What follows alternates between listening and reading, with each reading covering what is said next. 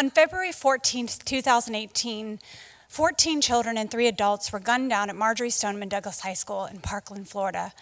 And at a time in our country where we become almost immune to these tragedies, something this time was different. The students of Parkland were not going to let us so easily forget. They organized marches and rallies, and they appeared on TV and radio, and they staged school walkouts. And their voices, and almost just as importantly, your attention to their efforts, put pressure on politicians in a way that we had not seen in response to one of these tragedies to date. And I watched in awe as these young people galvanized a nation to take action on one of our most challenging political issues. I felt a sense of hope and pride, but I also began to feel a sense of shame. Why did I give so much attention and take action in response to this tragedy, but yet give so little attention to other incidences of gun violence, some in my own community? I began my career as an educator 16 years ago, and I have worked exclusively with students from low-income backgrounds, most of whom were Black and Hispanic. And what I learned in that work was that my students' experience with gun violence looked very different than the stories that we hear on the news. You see, my students weren't so much afraid of a mass shooting as they were about what might happen on their walk home from school. I remember my first year of teaching, a student told me that his walk home wasn't safe, and I didn't understand because it was so different than the experience I had had as a child.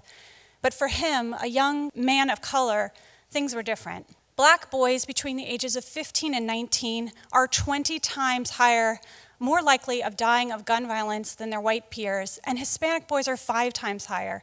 And this disparity doesn't just impact teenagers. Black children between the ages of 1 and 4, just babies and toddlers, are almost 3 times more likely to die of gun violence. I want to put this in perspective. If all of you represent the 3,000 children who are killed by guns on average every year, then those of you on the main floor represent those children who were Black. That's more than half of all gun-related deaths and injuries, even though only 15% of the children in this country are Black. And most of these were not intentional attacks. They were accidents or suicide or unintentional or, unfortunately, legal intervention. And at a time in our country where crime is actually going down, gun violence and deaths is increasing, and children of every race are more likely to die of gunshots than they are of car accidents or cancer. And it's happening right here in our community to our children. Every dot on this map represents an incident where someone was shot and injured and killed in this community in 2015 and 16. And then that year, we led the state in gun-related child deaths. 12 children were killed that year, and most of them were Black and Hispanic.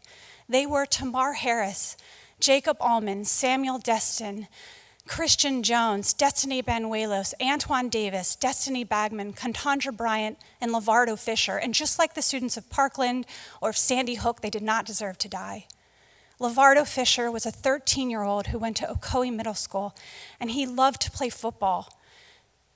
And he was awarded the Pop Warner All-American Scholar Award for his hard work on the field and in school. He was killed when he was shot in the back of his head while playing video games by his cousin, who accidentally discharged a gun he found unsecured in the house.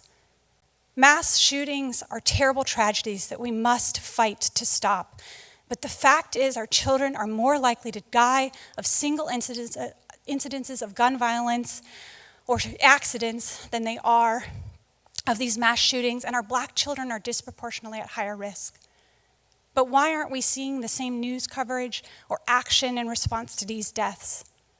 I have to confess that even though I know these inequities exist, I am still more likely to share and take action in response to the stories that are getting the most attention in the media. Why do I perpetuate this inequity that I see? Maybe it's because of the shock of a mass shooting versus an individual incident, and maybe it's because of just the overwhelming amount of information that we receive every single day. It could be because we are just used to some kinds of violence in some communities. Or maybe it's inherent bias that we're more likely to pay attention to stories of those who look like us. And maybe I am just tired of sitting in my living room and scrolling through my phone as I learn of new losses that I feel powerless to stop. But the students of Parkland reminded me of something. They reminded me that when we pay attention, we can give power to movements and we can make change. And maybe if we pay attention to the stories that aren't being told, we can make change there too. Of course, these young people are way ahead of us. At the March for Our Lives rally that they organized, they shared the mic with students who are victims of this kind of gun violence that I'm talking about today, like Naomi Wadler, an 11-year-old who took the stage to represent Black girls and women who are victims of gun violence, but whose stories also don't often make the headlines. Children in this country and in our community are dying at rates that are simply too high. And they deserve more than our passive acceptance that that is just how things are. They deserve our action and our attention. My commitment is to not settle for what I'm given. My commitment is to seek out the stories that aren't being told, that aren't being paid attention to, and to share them and to elevate them and to take action and to demand change locally. We can honor those lost by seeking out those stories that aren't being told. And we can give power to the children in Orlando the way we gave power to those in Parkland. We can't bring back those children who have died, but maybe we can prevent a death in the future. We must pay attention to these stories. And it's time for us to step up and protect the children right here in our own community. Thank you.